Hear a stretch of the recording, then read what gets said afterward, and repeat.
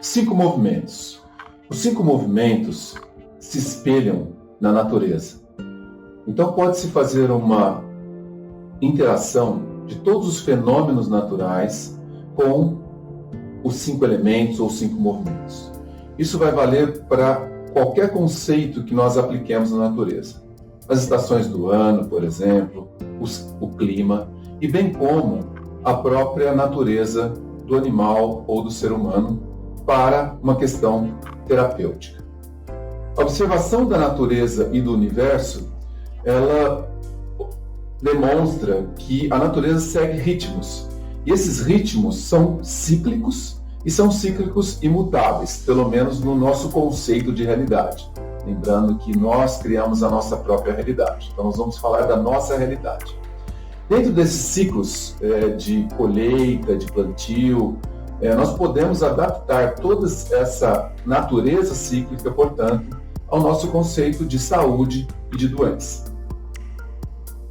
As qualidades básicas, portanto, são os 5 elementos ou 5 movimentos, que seriam representados pela água, pelo fogo, pela madeira, pelo metal e pela terra.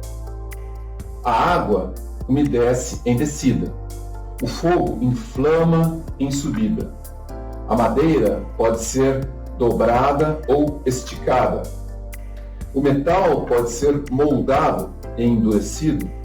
Ele tem um movimento interior. E a terra permite a disseminação, o crescimento e a colheita. Existe um sistema de correspondências muito bonito dentro dos 5 movimentos que relaciona todas essas leis da natureza com os órgãos, com as vísceras, ou seja, com os yin e com os yang, com os tecidos, com a estação do ano, com a emoção, com o sabor, com a cor e com o clima. Vamos ver agora qual que é essa inter-relação entre todos esses elementos com os 5 movimentos propriamente ditos. Vamos agora pensar numa aplicação clínica dos 5 movimentos. Então, como que os 5 movimentos podem ser aplicados num caso? Então, vou dar alguns exemplos de casos, fazendo uma comparação inicial com os tipos constitucionais dos 5 movimentos.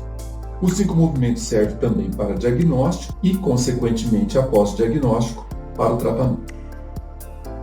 Vamos abordar sobre pontos de acupuntura aqui mencionados, são os pontos clássicos Shu.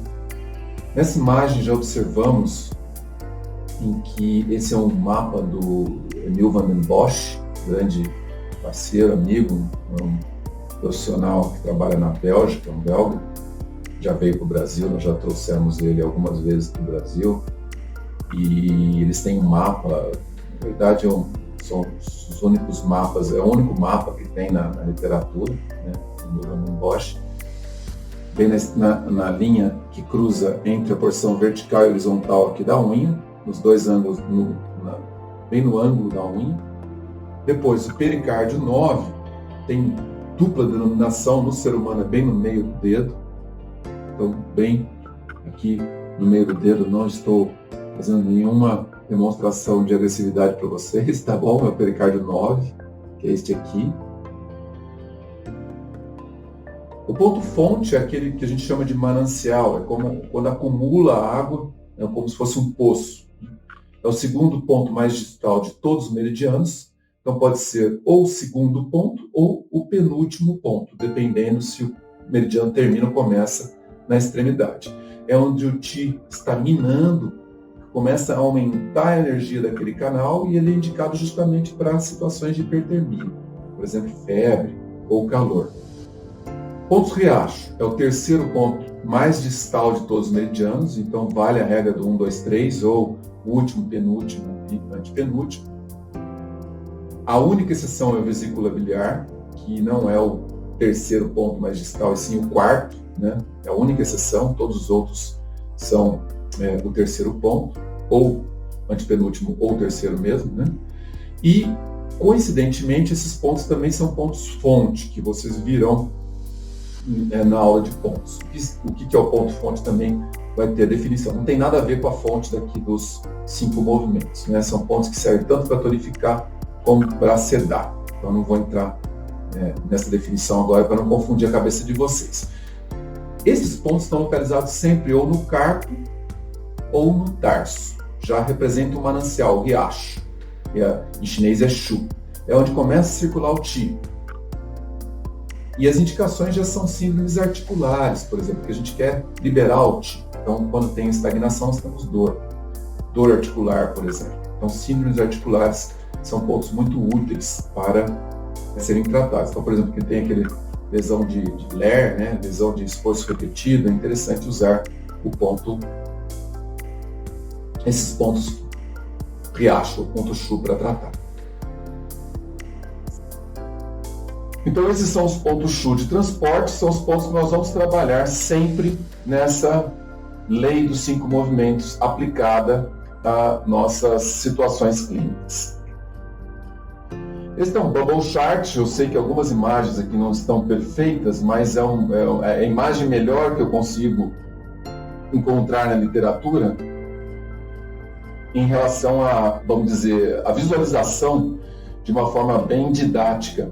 Porque aqui nós temos as cores, então nós temos o elemento fogo lá em cima, que é a cor vermelha, depois o amarelo, que é a terra, o metal, que é branco, o azul da água, ou preto, e o verde da madeira.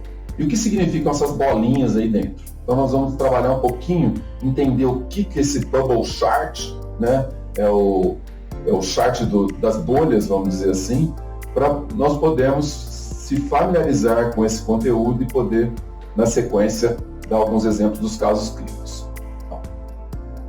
Prurido e alopécia. O salsicha, ele tem um padrão, então, metal. Obviamente isso nós estamos sendo muito simplista, tem que ver toda a parte de sintoma mental, né, dele, outros sinais clínicos, né, mas vamos tentar chegar no ponto dos 5 movimentos para agilizar. Então, nós temos aqui uma deficiência de metal. Por que deficiência? Né? Normalmente, o padrão de pele, no caso aqui, uma alopécia, um prurido, o pulso dele estava mais fraco, então era um padrão de deficiência, por isso, né? Era um animal mais letárgico, ele tinha uma característica era mais obesinho, como vocês puderam observar, então é um padrão de deficiência dentro do Yin e Yang e também aqui dos 5 movimentos. Bom, se ele tem deficiência de metal, normalmente problemas de pele é falta de nutrição de chuê, de sangue na pele. Então nós temos que tonificar o chuê, nós temos que tonificar o sangue, para o sangue chegar na pele, nutrir e remover as toxinas da pele. Qual que é, então, se nós temos uma deficiência do filho, qual que é a mãe do filho? A mãe do filho é a terra. Então, nós temos que pegar o ponto terra no metal para tonificar o salsicha.